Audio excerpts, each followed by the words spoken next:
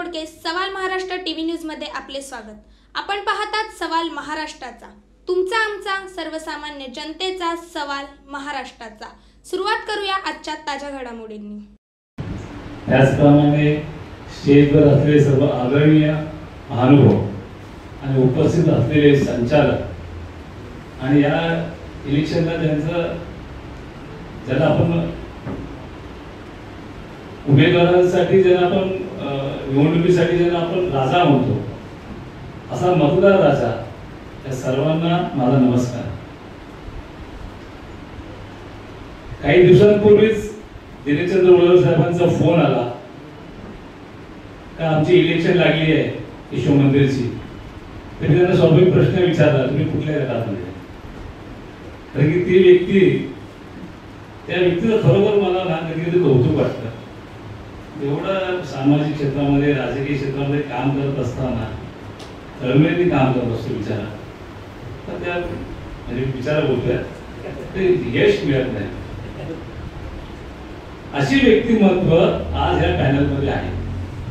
मला खरोखरच बोलावलं साहेब, मला बरं वाटलं की मी या पॅनलमध्ये आहात, जिथे MS गायकर आहे। आणि जिथे MS गायकर आहेत तिथे हे पॅनल 100% विजय होईल अशी खात्री आहे। कारण असं, मी स्वतः एका संस्थेचा सहकारी पत्रिकेचा सचिव आहे। पत्रिका चालवणं सोपं नाही आणि आजच्या दरम्यान अजिबातच नाही। आणि भारतीय जनता पार्टी गव्हर्नमेंट आल्यानंतर सहकार क्षेत्रामध्ये असलेले जे खास खळगे होते, जे पळवाटा होत्या, ते सर्व बंद करण्याचा प्रयत्न केला। योग्य असेल अयोग्य असेल हा पुढचा विषय, पण आजच्या तारखेला सहकार क्षेत्र चांगलं सोपं नाही। आणि अशा या वेळी असे बुजुर्ग लोक, ज्यांनी आताच माझे मित्र सतीश बांगर यांनी सांगितलं, काय 7 संचालक ऑलरेडी यांच्या पॅनलमध्ये आहेत, बाकी त्यांचा अनुभव आहे।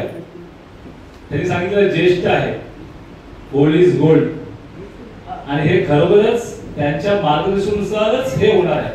500 करोडच्या वर जर संस्था जाते, याचा अर्थ त्या लोकांचं त्याच्यामागे असलेली कष्ट, कर्म हे आपल्याला पाहायला मिळतं। मी यासाठी बोलणार आहे का मला एक सहकार क्षेत्रातले आपले पश्चिम महाराष्ट्राचे असलेले शिवाजी नलावडे साहेबांचे खरोखरच मला अभिमान वाटतो। त्यांनी सांगितलंय सहकार क्षेत्रामध्ये कुठला पक्ष असू नये, सर्वपक्षीय लोकांनी ती सहकार वाढवावा आणि चालवावा। आणि अशाच पद्धतीने जर इथे यशो मंदिरच्या माध्यमातून काही कार्यकर्ते प्रयत्न करत असतील, तर त्याला आपण नक्कीच सर्वांनी पाठिंबा द्यायला पाहिजे। आज स्टेजवर जे असलेले ते सर्वपक्षीय आहेत, त्यामुळे सरकारामध्ये राजकीय पक्षाचा विचार न करता सर्वपक्षीय जसं येतील आणि सरकार कसं वाढेल याच्याकडे बघितलं गेलं पाहिजे। मगाशी उल्लेख करता सांगितलं, दिनेशचंद्र वळवट साहेबांनी सांगितलं 250 कुटुंब या संस्थेच्या माध्यमातून उदरनिर्वाह करतायत। आमचं लक्ष 500 कुटुंबांना रोजगार द्यायचा। हा जो विकासात्मक, हा जो रोजगार निर्मितीचा विषय जो ह्याच्या माध्यमातून होतोय, तो खरोखरच स्फुरणीय आहे।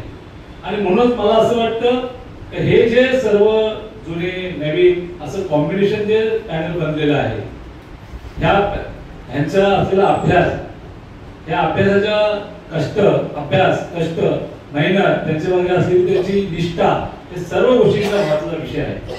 आणि मला दुःखाने सांगावं लागेल का आज दुर्दैवाने समोरच्या पॅनलमध्ये निष्ठा अशी कुठल्या व्यक्तीकडे नाहीये।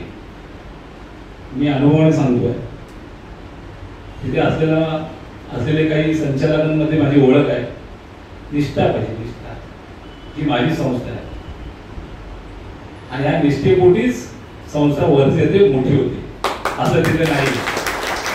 आणि म्हणून मी तुम्हाला एक खास विनंती करायला आलेलो आहे सर्व मतदार राजाला, काय आपल्या माध्यमातून आपल्या ओळखीचे पालखीचे जे सभासद असतील त्यांना सांगावं का संस्था ही चालली पाहिजे, मोठी झाली पाहिजे आणि सुनियोजित पद्धतीने चालली पाहिजे। तर अशा वेळी आपल्याकडे असलेले जे बुजुर्ग, कष्ट, मेहनत करणारे, निष्ठावंत असे जे संचालक आहेत, त्याच्या पाठीमागे उभं राहायला पाहिजे, सहकार वाढवलं पाहिजे, सहकार वाचवलं पाहिजे। अशा प्रकारची विनंती तुम्हाला या माझ्या 2 शब्द बोलण्यातून व्यक्त करतो आणि मी तुम्हाला पुन्हा एकदा विनंती करेन, जे उमेदवार उभे आहेत संचालक म्हणून, त्या संचालक भरघोस मताने 6 एप्रिल रामनवमी आहे, अशा रामनवमी आपण विजयाची गुढी उभारूया आणि या संस्थापक चॅनलला विजय करूया अशी मी आपल्या भावना व्यक्त करतो. धन्यवाद. जय हिंद, जय महाराष्ट्र. संपूर्ण महाराष्ट्रातील ताज्या घडामोडी जाणून घेण्यासाठी सवाल महाराष्ट्राला सबस्क्राईब करा आणि दाबा बेल आयकॉन आमच्या रोजच्या अपडेट्स पाहण्यासाठी. धन्यवाद.